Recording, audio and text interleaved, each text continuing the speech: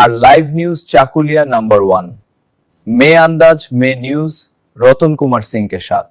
Panjipara station Siliguri intercity Katihar express দাঁড়ালেন, রায়গঞ্জের সাংসদ কার্তিক চন্দ্র পাল উপস্থিত ছিলেন। কি বলবেন দাদা গোয়ালপুকুর বাটি?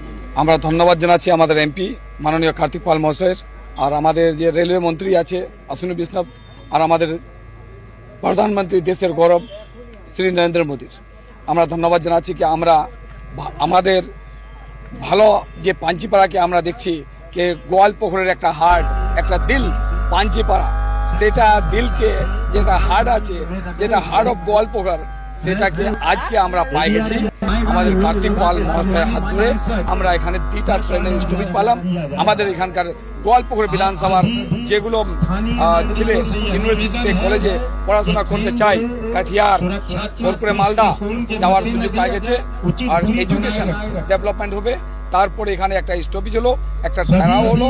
এই ঠেরাওটা এখানকার টোটো চালক, রিক্সা চালক, দোকানদার, টিকিট কাউন্টার, এখানে ডেভেলপমেন্ট কানেক্টিভিটি হয়ে গেছে। কিন্তু এখানে যে আজকে আমাদের এমপি বলল যে এখানে একটা ভালো স্টপেজ হবে, একটা রেলের যে স্টেশন আছে সেটা নির্মাণ হবে আধুনিক ভালো, যেটা অমৃত ভারত প্রজেক্ট যেটা বললো এখানে। কিন্তু গোয়ালপুকুরে যে চোখে আমরা দেখছি কি আমাদের এমপির হাতে অনেকগুলো আমরা পালাম। কিন্তু আমি একটা কথা বলবো, পাঞ্চিপাড়াতে আপনাকে সেদিনে আমি বললাম যে এইখানে ডেভেলপমেন্টের কাজ হচ্ছে, এই গোয়ালপুকুর বিধানসভার মন্ত্রী গাইব কেন? তার উত্তর দেন না আপনারা। মন্ত্রী গাইব সবসময় বলে কার্তিক পাল কি করছে, কার্তিক পাল কি করছে।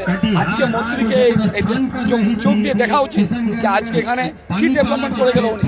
সেই জিনিসটা বলবো, আমরা গপ করি না, কাজ করি। কিন্তু সেইটাই এখন টিএমসির নেতাগুলো অনেক আবল তাবল বলে বেড়ায়, কার্তিক পালকে দেখা যাচ্ছে না। দেখে কি হবে? তোদেরকে সব দিন দেখছি আমরা, ঠগিবাজি চলে। 1500 টাকা পেলে মেট্রিক পাসগুলোকে দিবে, কিন্তু অনলাইন হচ্ছে না, বরং খালি ম্যানুয়াল কাগজ নিয়ে ভেঙে দিবে এগুলো।